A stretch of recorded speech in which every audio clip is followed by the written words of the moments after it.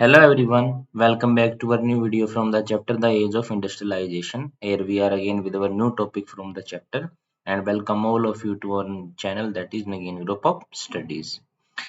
प्यारे बच्चों last class में हमने मेकिंग ऑफ फैक्ट्री जो आपका टॉपिक था बेटा उसको कंप्लीट कर लिया था और हमने वहां पे जो प्रोटो इंडस्ट्रियलाइजेशन है उसके बाद आपका मेकिंग ऑफ फैक्ट्रीज को इसके बारे में पढ़ा था बेटा। तो इसके बाद हमारा जो नेक्स्ट टॉपिक आता है वो आता है इंडस्ट्रियलाइजेशन से रिलेटेड है बेटा।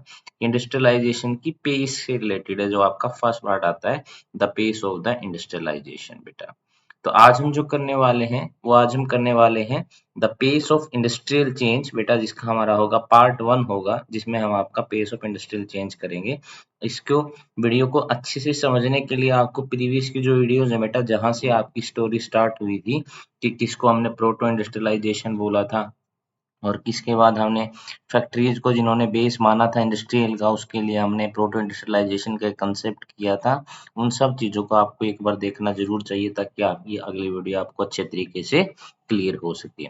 तो इसी प्रकार हमारा जो अगला टॉपिक आता है वो आता है बेटा पेस ऑफ इंडस्ट्रियल चेंज बेटा। अब पेस ऑफ इंडस्ट्रियल चेंज में देखने बेटा हमने क्या पढ़ना है।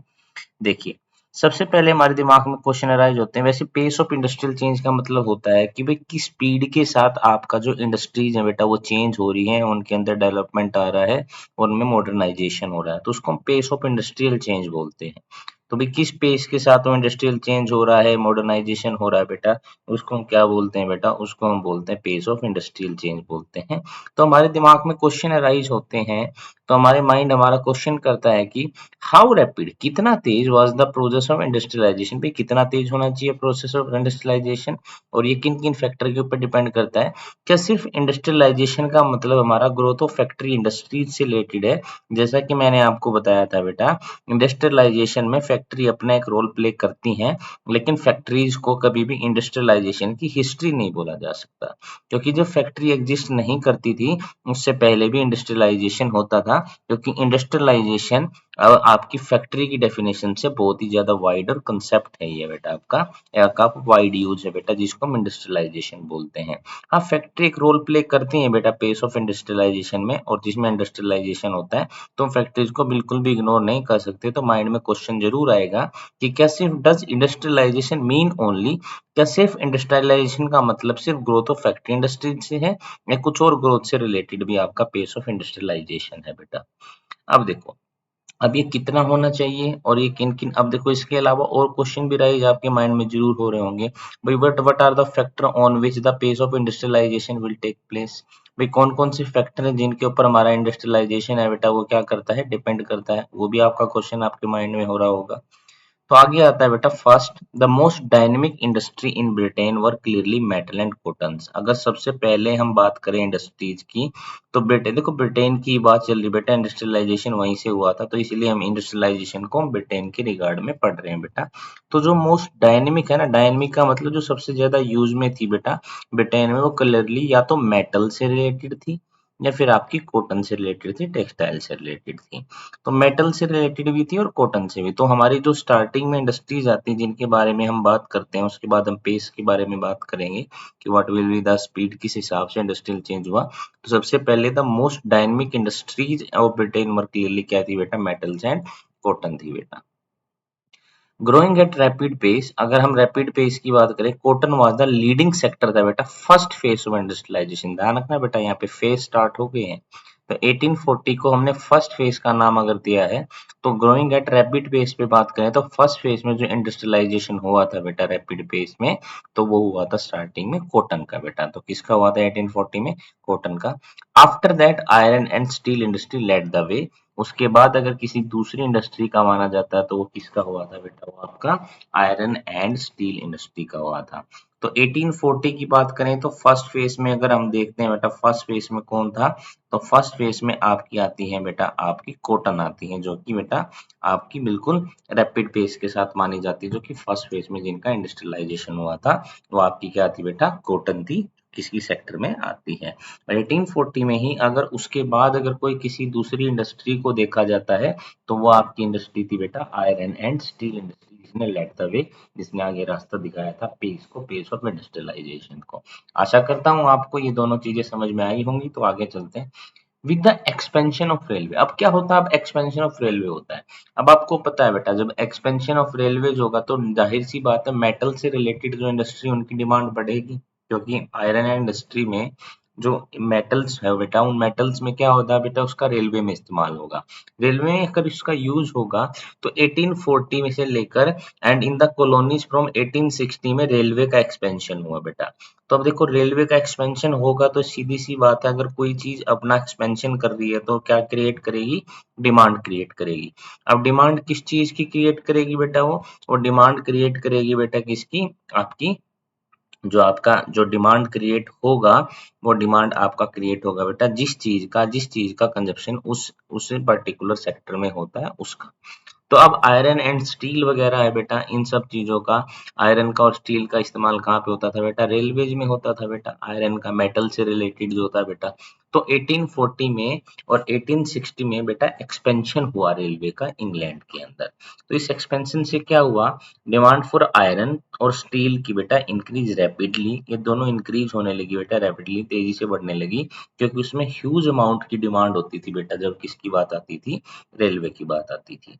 तो अगर हम फैक्ट्स के ऊपर बात करते हैं इस बारे में, पेस ऑफ इंडस्ट्रियल चेंज में, by 1873 Britain was exporting iron and steel worth about 77 million euros बेटा। अब ध्यान रखिए कितने का, 77 मिलियन का आप वो कर रहे थे बेटा, double the value of cotton it's cotton export. जो कॉटन एक्सपोर्ट होता है ना बेटा, ये डबल था बेटा उसका। जो कॉटन एक्सपोर्ट में जो आप जितने एक्सपोर्ट कर रहे हो, जो वैल्यू आप एक्सपोर्ट कर रहे हो, तो कहने का मतलब आयरन एंड स्टील में क्या था बेटा, उसका डबल था बेटा, जो कि आप किसमें, आयरन एंड स्टील का एक्सपोर्ट कर रहे थे due to the expansion of railways के कारण। ध्यान रखना ये कौन सा सेकंड फेज है, that is the time of 1873। लेकिन अगर हम पीछे की बात करें, अगर हमने फर्स्ट फेज हमारा पढ़ा था बेटा, तो फर्स्ट फेज 1840 में था, और 1840 में किसका था लीडिंग रोल, उसमें लीडिंग रोल आपका कॉटन का था, क्योंकि उस टाइम पे रेलवे का एक्सपेंशन नहीं था। लेकिन उसके बाद आयरन एंड स्टील की इंडस्ट्री ने रास्ता दिखाया था, जो कि आपके सेकंड नंबर पे आती है। लेकिन आयरन एंड स्टील से ज्यादा बेटा आपका नंबर वन पे जो एक्सपोर्टर था वो कौन था बेटा, कॉटन था।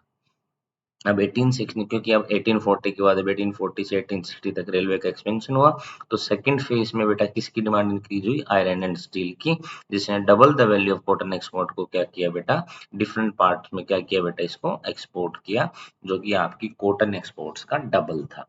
अब कॉटन एक्सपोर्ट का ये डबल था बेटा, तो सो दैट अब आगे देखते हैं इसमें क्या होता है कि the new industries could not easily displace traditional industry बेटा। अब जो नई इंडस्ट्रीज आपके ऊपर आई, उन्होंने इजिली, डिस्प्लेस का मतलब क्या होता है, जब एक चीज को हटाकर दूसरी चीज का यूज किया जाता है, उसको डिस्प्लेस करके।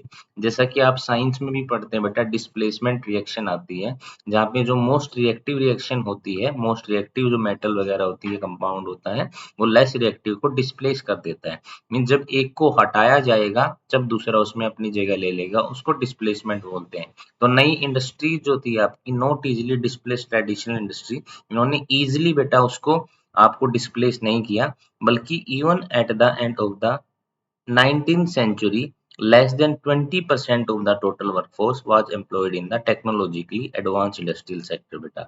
जब 19th century का एंड हुआ, तो सिर्फ लेस देन 20% ही ऐसी टोटल वर्कफोर्स थी जो आपकी एम्प्लॉयड थी बेटा टेक्नोलॉजिकली एडवांस इंडस्ट्रियल सेक्टर में। वरना आपकी सारे के सारे किसके अंदर थी बेटा, वो आपकी ट्रेडिशनल इंडस्ट्रीज थी बेटा।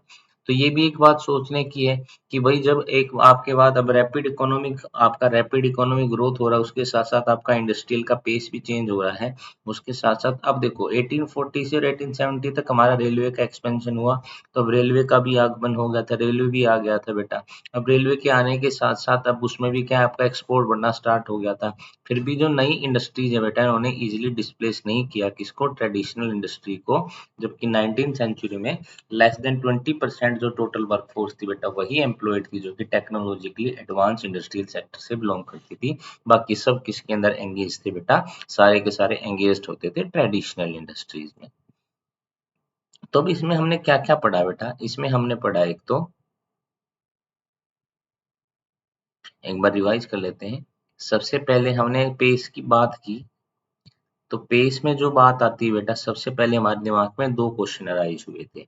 एक क्वेश्चन अराइज हुआ था कि प्रोसेस ऑफ इंडस्ट्रियलाइजेशन कैसा कितना रैपिड था बेटा। दूसरा हुआ था इंडस्ट्रियलाइजेशन का मतलब क्या, सिर्फ फैक्ट्री इंडस्ट्रीज में ग्रोथ का होता। तो इन क्वेश्चन के आंसर फाइंड करने की हमने ट्राई किया था। तो सबसे पहले तो हमने दो फेज पढ़े बेटा इसके। फेज फर्स्ट में हमने देखा था कि जो लीडिंग प्रोड्यूसर या लीडिंग एक्सपोर्टर थी या जो पेस ज्यादा था बेटा, वो किस में होता था बेटा, क्लियरली तो डायनेमिक इंडस्ट्री आपकी दो ही थी बेटा। इनमें डायनेमिक मतलब जो रिनाउंस थी बिल्कुल, जिनको अच्छे तरीके से जाना जाता था, जिसके ऊपर बहुत अच्छे तरीके से लोग एंगेज्ड भी थे और जिसके ऊपर वर्क भी होता था, वो थी बेटा आपकी कॉटन और मेटल्स की इंडस्ट्रीज। लेकिन अगर हम फर्स्ट फेज की बात करते हैं, दैट इज 1840 की बात जब हमने की, तो जो ग्रोथ हुआ था फर्स्ट फेज में वो किस में ग्रोथ हुआ था बेटा, आपका कॉटन की इंडस्ट्रीज में हुआ था। और सेकंड प्लेस पे आपकी आती है बेटा जो इंडस्ट्रीज इन्होंने रास्ता दिखाया था, that is iron and steel industry. वो कौन सी आती है, आयरन एंड स्टील इंडस्ट्री आती है। अब आयरन एंड स्टील इंडस्ट्री के बाद अब उसके बाद जो इन दोनों में चेंज आता है वो आता है बेटा कि जो फर्स्ट प्लेस है वो तो आपकी मेटल वो ले लेती है, मेटल वाली इंडस्ट्रीज ले लेती हैं। और सेकंड प्लेस में उसका लगभग डबल एक्सपोर्ट करती है बेटा आपकी मेटल इंडस्ट्रीज। और जो सेकंड प्लेस जो आता है बेटा, वो सेकंड प्लेस किसका आता है, वो सेकंड प्लेस आता है आपकी कॉटन इंडस्ट्रीज का। और जो एक्सपोर्ट सबसे ज्यादा होता है वो होता है आयरन एंड स्टील का। और उसके पीछे एक ही रीजन था, and what was the reason, the reason was the expansion of railways. तो एक्सपेंशन ऑफ जो रेलवेज में हुआ था बेटा, तो इंग्लैंड में 1840 से लेकर 1860 में कॉलोनीज में बेटा, इन द कॉलोनीज, कॉलोनीज का मतलब बहुत सारे देश ऐसे भी तो थे ना जो इंग्लैंड के कॉलोनी के रूप में इंग्लैंड उनका इस्तेमाल करता था। अमेरिका है, कैरेबियन आइलैंड है, साउथ अफ्रीका है, एशिया के कुछ कॉन्टिनेंट थे जिसमें हम भी शामिल है बेटा। तो उन कॉलोनीज में जैसे हमारी बात करो, हमारे यहाँ भी तो रेलवे आ गई थी ना बेटा 1853 में, क्योंकि उनका खुद का मेन मोटो था बेटा वो अपना जो गुड्स का एक्सपोर्ट करने में, क्योंकि डिस्ट्रीब्यूशन करने में जब भी आपका इंडस्ट्रियलाइजेशन होता है तो सेकंड टाइम आता है बेटा डिस्ट्रीब्यूशन किस चीज का हो बेटा, तो गुड्स का डिस्ट्रीब्यूशन एक जगह से दूसरी जगह ले जाने में रेलवे का मेन इंपॉर्टेंट काम होता। तो इसलिए इस इंडस्ट्री ने तेजी के साथ क्या किया बेटा, एक्सपेंशन किया। तेजी के साथ क्या किया इसने, एक्सपेंशन किया। तो 1840 से लेके 1860 तक इंडिया में भी 1853 में रेलवे लाइन पहली रेल चला दी गई थी जो कि मुंबई से थाने चली थी 1853 में।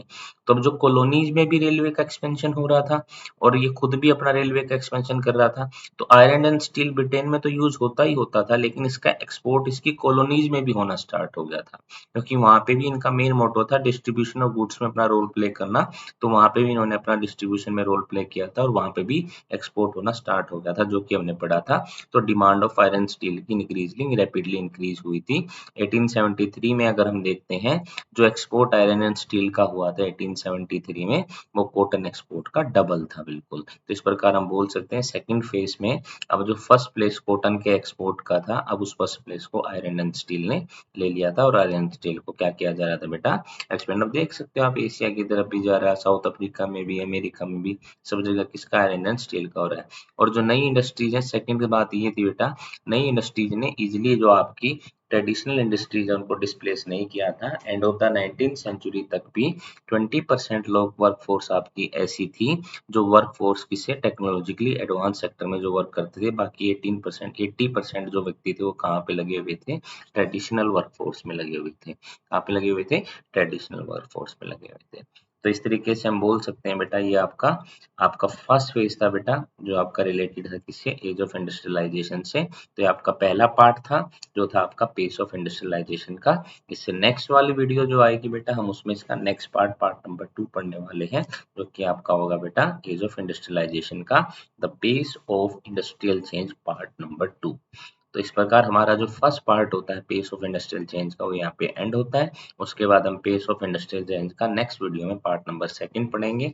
आशा करता हूँ आपको अच्छे तरीके से आपने इसको अच्छे से समझा होगा, इजिली अंडरस्टैंड हुआ होगा जो कि मैंने आपको पढ़ाया है। तो अगर आपको कोई भी फिर भी कोई भी टॉपिक रह जाता है जिसको आपको रिवाइज करने की आवश्यकता है, तो आप उसमें मुझे कमेंट कर सकते हैं। तो उसको हम नेक्स्ट वीडियो में डिस्कस जरूर करेंगे। So thank you very much to attend this session and have a nice day.